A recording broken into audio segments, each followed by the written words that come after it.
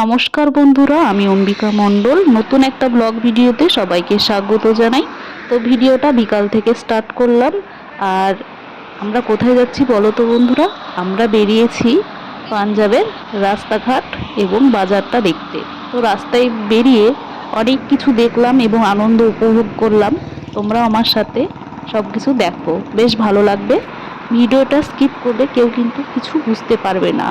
আর সব থেকে এই রাস্তা দিয়ে আমার হাঁটতে না ভীষণ ভয় করছিল বন্ধুরা।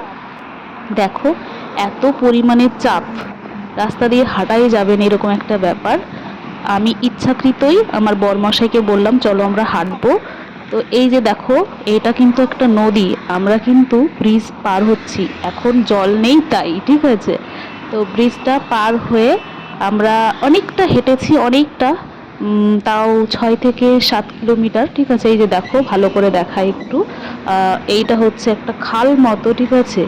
তো এটার ওপর দিয়ে ব্রিজটা চলে গেছে। আর তারপরে আমরা চলে আসলাম, এটা হচ্ছে চৌরাস্তা।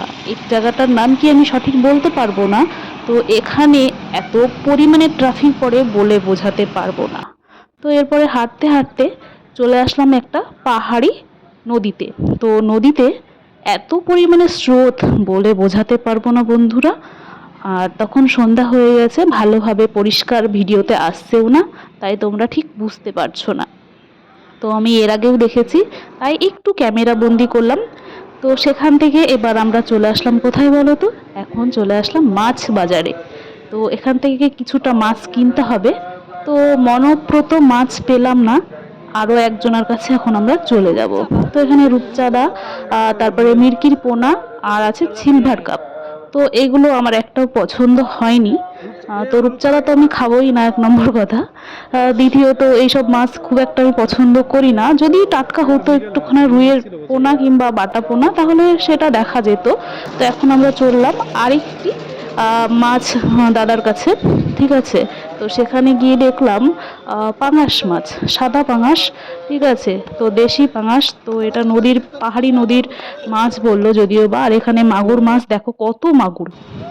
তো সেখান থেকে আমরা মাছ টাছ নিলাম, নিয়ে চলে আসলাম এখন মোমো স্টলে, ঠিক আছে। তো মোমো স্টলে এসে আমরা কিনে নিলাম 1 প্লেট মোমো। কেননা বেশি কিনলে আমি আবার খাবো খাবো করি, কিন্তু পুরো প্লেট খেতে পারি না, বরমাশাইকে লাস্টে খেতে হয়। তাই প্রথমে ও 1 প্লেট মোমো কিনলো, যদি খেতে পারি তবে আর 1 প্লেট নেওয়া হবে। তো 1 প্লেটে এখানে 12টা মোমো দিয়েছে, ঠিক আছে।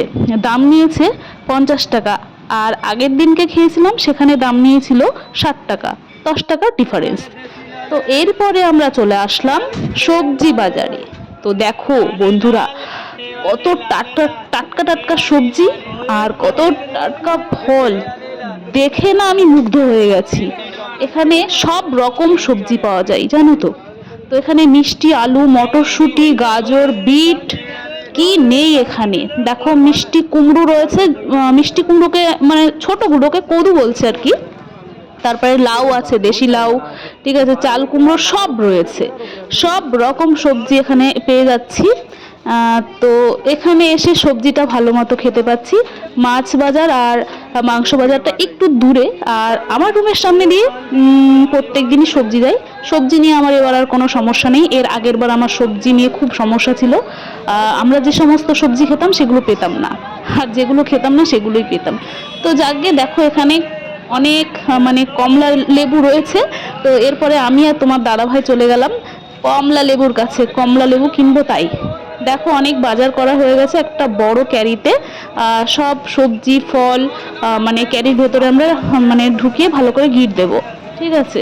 কেননা একটা জায়গায় রাখলে নিতে সুবিধা হয়। দেখো ফল, কত সুন্দর ফল, ফল দেখে না ভীষণ ভালো লাগছে। তো এবার কমলা লেবুর কাছে গেলাম।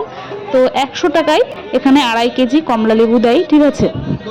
তো কমলা লেবু আমরা বেছে এখান থেকে কিনে নিলাম। নেওয়ার পরে এখন সোজা চলে যাব চিকেন আনতে। আর দেখো এখানকার রাস্তাঘাট, আর বিশেষ করে মেয়েদের তো নজর থাকে তাদের নাইটি, চুড়িদার আর শাল, সোয়েটার এইসবের প্রতি। তো আমারও তাই বেশ ভালোই লাগছে। এরপরে চলে আসলাম আমরা চিকেন শপে। তো এখান থেকে একটু চিকেন নিয়ে নিলাম। তারপরে আমরা চলে যাব বাড়ির উদ্দেশ্যে। রাস্তায় যাওয়ার সময় গুরু নানকের পজিশন বেরিয়েছে আর কত রকমারি বাজি ফাটাচ্ছে। তো এখানকার আয়দা কাদও আমি সঠিক জানি না, তাই সঠিকভাবে বলতে পারলাম না। যত সম্ভব গুরু নানকের কোনো অনুষ্ঠান ছিল সেটা নিয়েই তারা আনন্দ করছে। চলো এখন এই ভয়েসটা তোমরা আনন্দ উপভোগ করো। সবাইকে শুভরাত্রি, সবাই খুব ভালো থাকো। যারা যারা ফুল ওয়াচিং করেছো ভিডিওটা, তাদেরকে আমার অন্তরের অন্তঃস্থল থেকে অনেক অনেক ভালোবাসা রইলো। এইভাবে তোমরা পাশে থেকো, তাহলে আমি নিত্য নতুন ভিডিও দিতে উৎসাহিত হব। চলো আজকের মতো এই পর্যন্ত, নেক্সট কোনো ব্লগ ভিডিওতে আবার দেখা হবে। তোমরা একটু আনন্দ উপভোগ করতে থাকো, বাজিগুলো দেখো, বেশ ভালো লাগবে।